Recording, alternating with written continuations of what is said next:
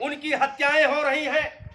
हमारा किसान परेशान है, हमारा मजदूर परेशान है, मेरे साथियों अधिवक्ता परेशान है, कर्मचारी परेशान है और केंद्र और प्रदेश में बैठी हुई भारतीय जनता पार्टी मेरे साथियों उद्योगपतियों के लिए काम कर रही है।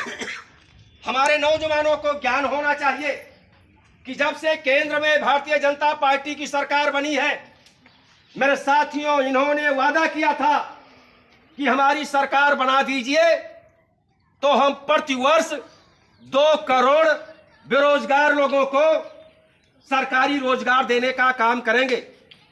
मेरे साथियों तीसरा राउंड केंद्र में नरेंद्र मोदी जी के नेतृत्व में सरकार चल रही है। मैं आपके माध्यम से पूछना चाहता हूं, मेरे साथियों लगभग 11 साल 12 साल बीत गया।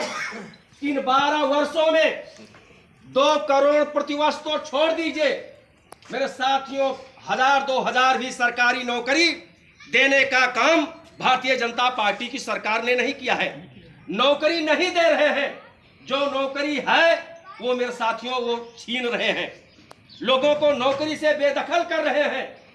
नौकरी जहां सबसे ज्यादा मिलती थी वो चाहे दूरसंचार विभाग हो, चाहे रेलवे विभाग हो, चाहे एयरपोर्ट हो, जितने ज्यादा कर्मचारियों की जहां आवश्यकता थी उन सब विभागों को मेरे साथियों केंद्र की सरकार उद्योगपतियों के हाथ में दे रही है।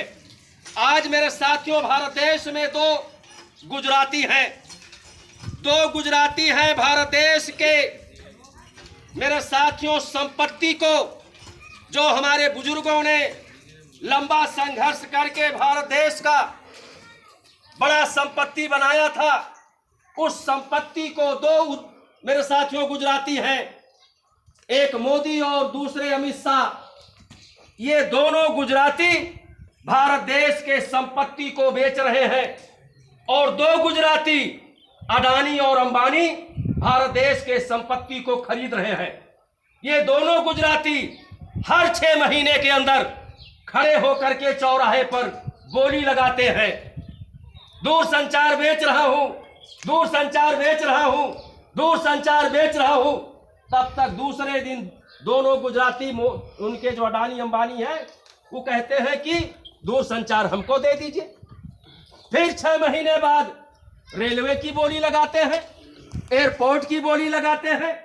आज भारत देश का जो मलाईदार विभाग था, जहां पे करोड़ों लोगों का भविष्य बनता था, हमारा देश मजबूत हो रहा था, उस देश को मेरे साथियों रसातल में ले जाने का काम केंद्र और प्रदेश की बैठी हुई भारतीय जनता पार्टी की सरकार कर रही है। यहाँ बैठे हुए बहुजन समाज के लोगों, ये हमारी आपकी नैतिक जिम्मेदारी है।